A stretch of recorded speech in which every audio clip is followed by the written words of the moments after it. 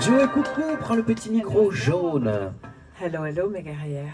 Et ton petit guerrier pour le coup. Ouais. Et mon Charlie, bien sûr. Alors, notre chroniqueuse Quinca qui est venue présenter ton activité, puisque tu es coach Quinca, tu aides les femmes à partir de la cinquantaine à mieux vivre à la période de la ménopause, on peut le dire. Parce que c'est pas une période, en fait, ça va durer jusqu'à notre mort. Oui, c'est quand tu dis comme ça, là, on est vachement content là. Voilà, c'est la vérité, il y a tout qui fout le camp, ma pauvre Lucette, sauf les impôts. Mais... Un peu de sourire, ça fait du bien quand même, hein. Tant qu'à faire. Donc voilà, parce que la ménopause, eh bien, c'était quand j'ai créé ce compte et même avant, j'ai été une des premières à essayer de démystifier, à en parler. Maintenant, c'est devenu un sujet très mode parce que des stars s'en sont emparées. Mais je voulais casser ces tabous, casser cette image de la vieillerie, dire que la vie était finie, que les femmes n'étaient plus belles. C'est d'ailleurs pour ça que tous les samedis, je mets des femmes en lumière. Parfois, je les rencontre dans la rue, je les trouve tout simplement très belles. Et je les arrête à partir de 50 ans jusqu'à pas d'âge, jusqu'à plus.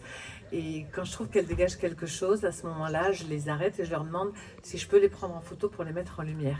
Et la première chose qu'elles me disent toutes, dès qu'elles passent plus de 60 ans, c'est « Mais qui ça va intéresser? Moi, vous allez me prendre en photo à mon âge ?» Mais oui, justement, je veux vous mettre en lumière. Donc il y a déjà ça. Après, il y a toute la méconnaissance de la ménopause. C'est vrai. Qui était un petit peu comme une maladie, comme un produit périmé. Donc j'interviewe des médecins comme le docteur Mouly, comme le docteur Kratadour, Christelli, qui sont des gynécologues, des cancérologues et qui donnent de vraies informations. Je ne me contente pas de faire des recherches, j'interviewe des gens qui sont médecins. Je ne me substitue pas aux médecins. Et on parle notamment du fameux traitement THM que beaucoup de femmes ne connaissent pas, c'est ça? Malheureusement, toujours pas assez prescrit, toujours une mauvaise image, disant que ça donne le cancer du sein, archi faux. Donc, moyennant évidemment une batterie d'examens, bien entendu, et beaucoup de femmes en souffrance et un impact forcément sur le couple. Il y a des femmes qui font une croix sur leur vie sexuelle parce qu'elles ont mal pendant les rapports, parce qu'on ne les écoute pas, parce que des gynécologues sont capables de répondre à une patiente « vous avez chaud, ouvrez la fenêtre ». Ça, c'est du conseil médecin, ça. Voilà, ça, c'est des témoignages que je reçois, ou bien vous n'acceptez pas de vieillir, ou alors on leur colle des antidépresseurs. Je crois qu'on est le royaume des antidépresseurs, quand même, la France. Et donc, il y a des femmes qui m'écrivent et qui ont abandonné leur chéri, leur vie, parce qu'elles souffrent tellement, elles sont tellement mal dans un brouillard cérébral, etc., qu'elles font une croix sur tout. Et moi, ça me bouleverse. Je reçois tous les jours des messages en me remerciant pour ce que je fais, d'autres qui me disent « mais j'ai compris en fait les mots que j'avais grâce à votre compte, grâce aux gens que vous interviewez, parce qu'il faut aussi une confiance. C'est pour ça que je m'entoure de médecins, parce que c'est bien, c'est puissant les réseaux sociaux, mais c'est aussi à double tranchant, parce que tout le monde se dit expert en ci, en là. On en parlait tout à l'heure, on parlait des coachs justement, on trouve de tout. Hein. Donc là, moi, c'est vraiment des médecins qui parlent. Après, comme je dis, je ne suis pas médecin, donc après, vous voyez avec votre médecin. Mais je suis contente quand j'ai des messages en disant, voilà, grâce à vous, j'ai pris rendez-vous. J'ai constitué une liste en France.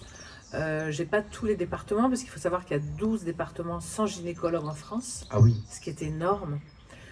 J'ai des guerrières qui vont traverser la France pour aller rencontrer, qui ont pris rendez-vous il y a 2 ans avec le docteur Mouly, par exemple, parce qu'elles n'ont personne dans leur département, parce qu'elles ont confiance.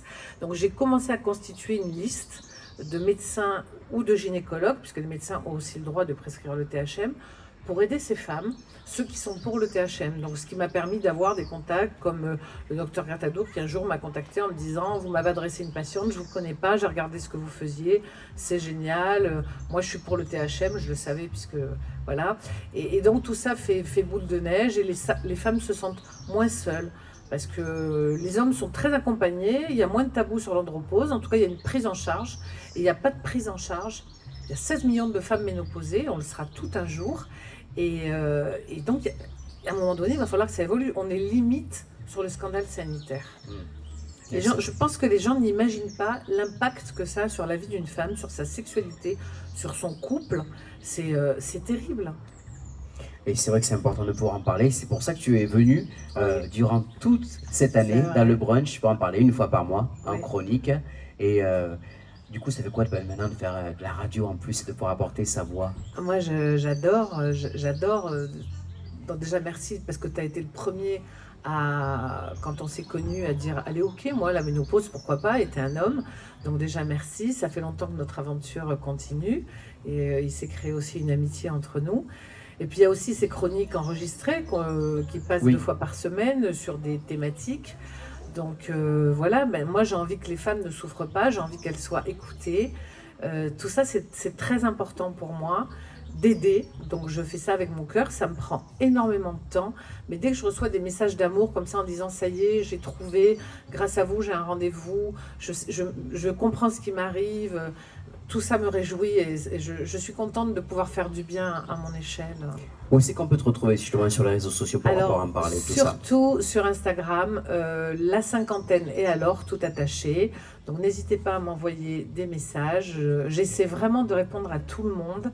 Donc voilà, c'est essentiellement Instagram. Je suis un peu sur TikTok, mais pour moi, c'est Instagram. Eh ben, je crois qu'on peut l'applaudir pour tout le travail qu'elle propose et qu'elle fait jouer pour les dames ménopausées, puis on aura un plaisir de se retrouver bientôt. La cinquantaine et alors. La cinquantaine et alors, dis donc, c'est un peu ça. Hein, on aura plaisir de se retrouver très bientôt, ma On chère. va se retrouver, bien sûr. Merci à toi. Merci.